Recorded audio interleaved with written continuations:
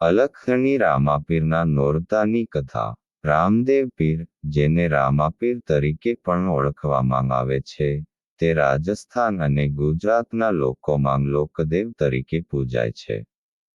તેઓને ખાસ કરીને ગરીબો, અશક્તો અને ધાર્મિક રીતે પીડિત લોકો માટે દેવતા માનવામાં આવે છે. તેમની પૂજાને વિશાળ ધાર્મિક અનુયાયીઓ માને છે, અને ખાસ કરીને તેમની સમૃદ્ધિમાં ઉજવાતા રામાપીરના નોરતા નામના ઉત્સવનો ખૂબ મહિમા છે. રામાપીરનો જન્મ અને કિશોરાવસ્થા. રામદેવ પીરનો જન્મ 1409 ઈસવીમાં થયો હતો. તેઓ રાજસ્થાનના પડધર ગામમાં રાજા અજમલજી અને રાણી મૈણાદેવીના ઘરમાં જન્મેલા. રામદેવ પીરના જન્મ પહેલા, તેમની માતા પિતા ઘણા વર્ષોથી સંતાન સુખ માટે પ્રાર્થના કરતા હતા. એક દૈવી આશીર્વાદ મળ્યા પછી તેમનો જન્મ થયો. રામદેવ પીર નાનપણથી જ ખૂબ જ કૃપાળુ અને સંતોની જેમ સાધનામાં તલ્લીન રહેતા હતા. એમના બાળપણના ઘણા કિસ્સાઓમાં તેમનો દિવ્ય સ્વભાવ સ્પષ્ટ થાય છે. કહેવામાં આવે છે કે, તેમને ખૂબ જ નાની ઉંમરે દયાળુતા, સાચાઈ અને અહિંસાના પરિચય આપ્યો. એમનું મન ભક્તિ અને સેવામાં જ સતત રોકાયેલું રહેતું, અને તેઓએ અનેક પીડિતોને મદદ કરી હતી. રામાપીરના ચમત્કારો. રામદેવ પીરે પોતાના જીવનમાં અનેક ચમત્કારો કર્યા. એમના ચમત્કારોની કથાઓ રાજસ્થાન અને ગુજરાતમાં તો ખૂબ જ લોકપ્રિય છે, પણ તેમની લોકપ્રિયતા સમગ્ર ભારતમાં પણ છે. એમના ચમત્કારોમાંથી એક પ્રસિદ્ધ કથા છે, કે એક વખત એમના ભક્તોને પાણીની તીવ્ર તંગી થઈ. ત્યારે રામદેવ પીરે પોતાની કૃપા બતાવી અને ગાઢ રેતમાં કૂવો ખોદીને પાણી મેળવ્યું, જે હજી સુધી પવિત્ર સ્થાન તરીકે માનવામાં આવે છે. બીજું એક પ્રસંગ તે છે કે, એક દિવસ રાજા અજમલજીના દરબારમાં એક ગરીબ વ્યક્તિએ આજીવન દાન માંગ્યું.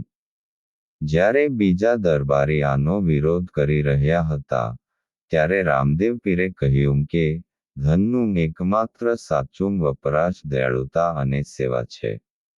એમણે ગરીબ વ્યક્તિને પોતાનું બધા લાક્ષણિક દાન આપી દેવું યોગ્ય માન્યું. રામાપીરના નોરતા. રામદેવ પીરના નોરતા ભાદરવા સુદ એકમથી શરૂ થાય છે અને ભાદરવા સુદ નવમી સુધી ચાલે છે.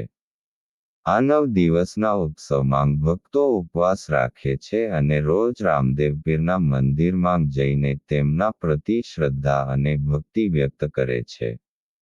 ઉપવાસ દરમિયાન ભક્તો મંત્રો, ભજનો અને કીર્તન દ્વારા રામદેવ પીરની પૂજા કરે છે. આ 9 દિવસના વ્રતને ખાસ કરીને તીવ્ર શ્રદ્ધા સાથે રાખવામાં આવે છે, જે ભક્તોને તેમના જીવનમાં દિવ્ય શક્તિ અને શાંતિ આપે છે. રામદેવ પીરના આ નોરતા અખિલ ભારતીય સ્તરે ઉજવાય છે, પણ ખાસ કરીને રાજસ્થાન અને ગુજરાતના ગામડાઓમાં વિશેષ ઉત્સાહ સાથે ઉજવાય છે. રામદેવ પીરના ભક્તો ઉપવાસમાં સાત્વિક ભોજન લે છે અને જીવનમાં મોખરે ધર્મ અને સત્યની જાગૃતિ લાવવા પ્રયત્ન કરે છે. ઉપવાસ અને પૂજા વિધિ. નોરતા દરમિયાન ભક્તો પોતાના ઘરમાં અથવા રામદેવ પીરના મંદિરમાં તેમની પૂજા અર્ચના કરે છે. પૂજાની વિધિ સવારમાં રામદેવજીની આરતી સાથે શરૂ થાય છે.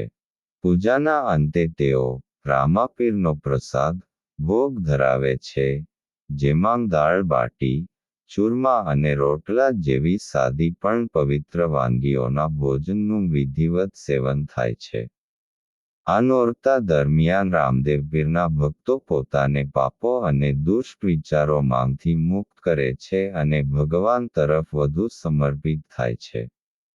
આ ઉપવાસની ધાર્મિક માન્યતા છે કે ભક્તો પોતાના જીવનના પાપોને ક્ષમા કરાવીને પોતાનું અંતર્મન શુદ્ધ કરે છે.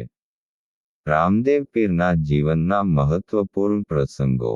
રામદેવ પીરે પોતાના જીવનમાં અનેક પ્રસંગોમાં એવી સેવા અને દાનધર્મ કર્યો છે કે, જેના કારણે ભક્તો તેમને ભગવાન શ્રીકૃષ્ણના અવતાર તરીકે માનતા થયા. એક પ્રસંગે એકવાર એક ગરીબ સ્ત્રી પોતાના બાળકોને ખવડાવવા માટે અનાજ માંગવા રામદેવજી પાસે પહોંચી. ત્યારે રામદેવજીએ પોતાનું આખું અનાજ તેના માટે આપી દીધું.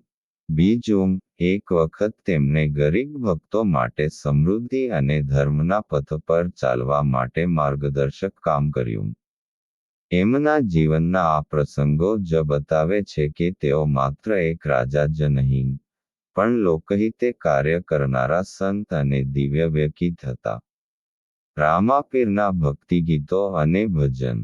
રામાપીરના ભક્તિ ગીતો અને ભજનોનો દરરોજ શ્રવણ કરવાનું મહત્વ છે.